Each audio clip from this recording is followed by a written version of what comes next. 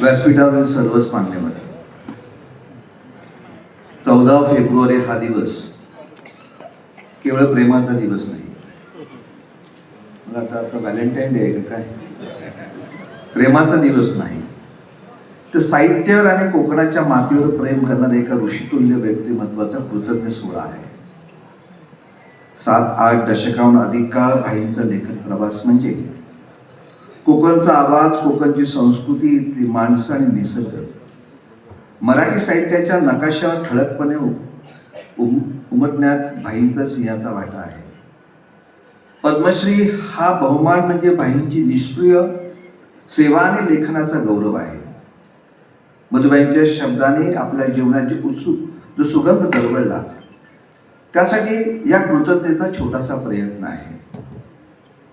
शब्दांच्या या अथांग सागरात ज्याने कोकणचा किनारा अजरामर केला, साहित्य ही ज्याची साधना आहे आणि समाज हेच त्यांचे कुटुंब आहे, अशा मधुबाईंच्या चरणी आज आपण ही कृतज्ञता अर्पण करत आहोत.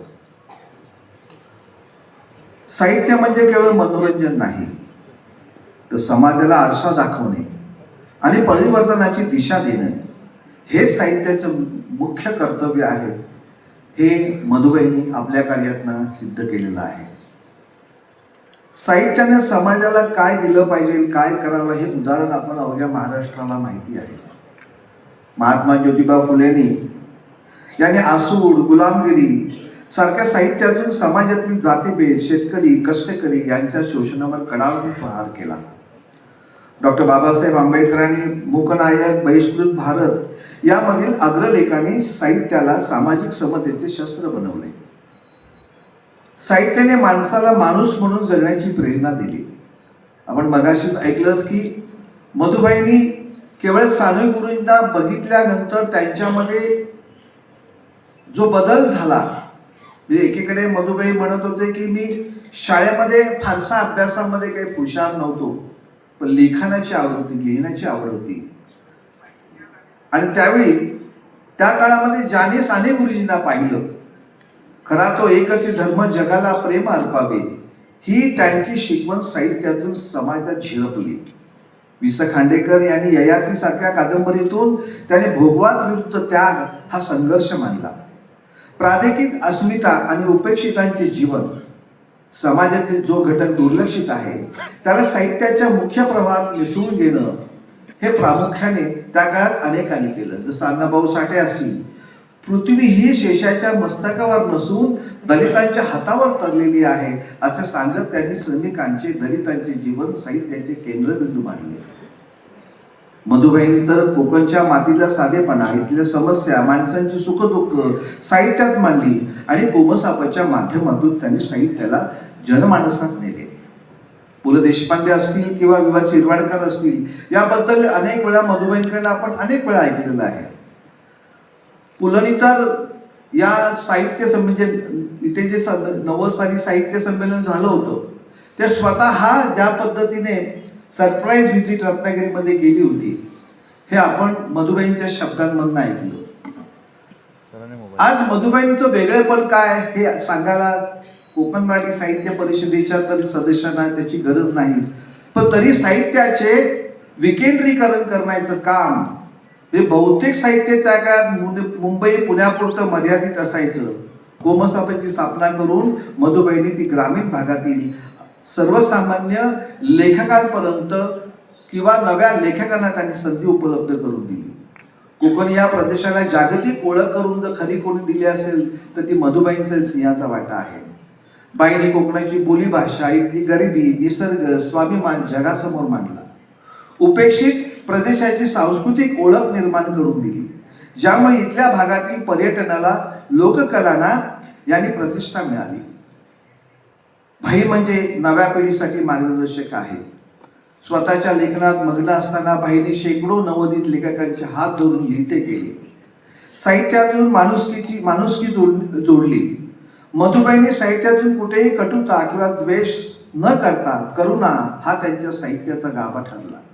थोडक्यात इतर साहित्यिकांनी साहित्यातून क्रांतीची स्वप्न दाखवली, तर मधुबाईंनी साहित्यातून माणसांची संघटना बांधली.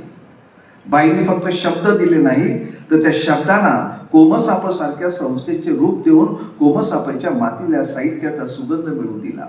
आणि म्हणून आज हा सोहळा आपण ते सगळेजण मिळून करतो आहोत.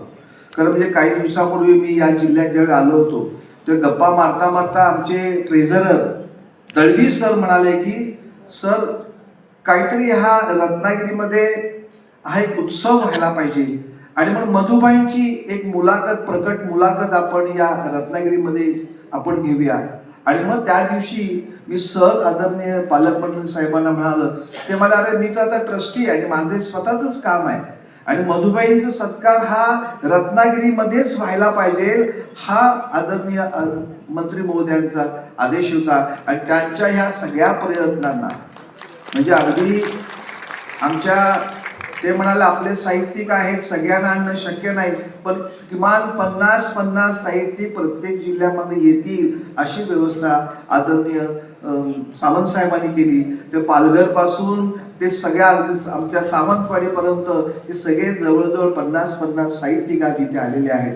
हा उत्सव आम्हा सगळ्यांचा मधुबाईंच्या सहवासामधला माझ्यासारखा एक लेखक मी तर कॉमर्सचा प्राध्यापक होतो आणि मला त्या काळामध्ये जसं मधुबाईंना साने गुरुजी प्रिय होते तसे आम्हाला आमच्या पिढीला मधुबाई प्रिय होते. आम्ही कधी साने गुरुजींना पाहिलं नाही, साने गुरुजी वाचलं, पण साने गुरुजींमध्ये आणि मधुबाईंमध्ये आम्हाला कधी फरकच जाणवला नाही. मधुबाईंची भेट देखील म्हणजे साने गुरुजींची भेट अशा उत्साहामध्ये मधुबाईंच्या जवळ जाण्याचा आम्हाला सगळ्यांना संधी मिळाली. आणि त्यातला प्रदीप ढवळ सारखा एक कादंबरीकार नाटककार होऊ शकला हे केवळ पुण्याई आहे, ही आमची मधुबाईंमुळे आहे. आणि म्हणून साहित्यिकांची संघटना बांधणं ही जी काय कल्पना मधुबाईंची ती विलक्षण आहे. म्हणजे तळागाळातल्या लिहित्या हाताना नव्या लेखकांना एक व्यासपीठ झालं. आज जवळजवळ 71 शाखा आमच्या कार्यरत आहेत आणि आजच्या या सगळ्या व्यासपीठावरना सगळे जिल्ह्यांचे अध्यक्ष इथे आलेले आहेत. मी या सगळ्यांचं मनापासून स्वागत करतो. आजचा दिवस कोकण मराठी साहित्य परिषदेचा इतिहास जर लिहायची वेळ आली पुढे कदाचित मीच तो लिहिन इतिहास, तर हा सुवर्ण अक्षराने लिहावा लागेल असं मला वाटतं.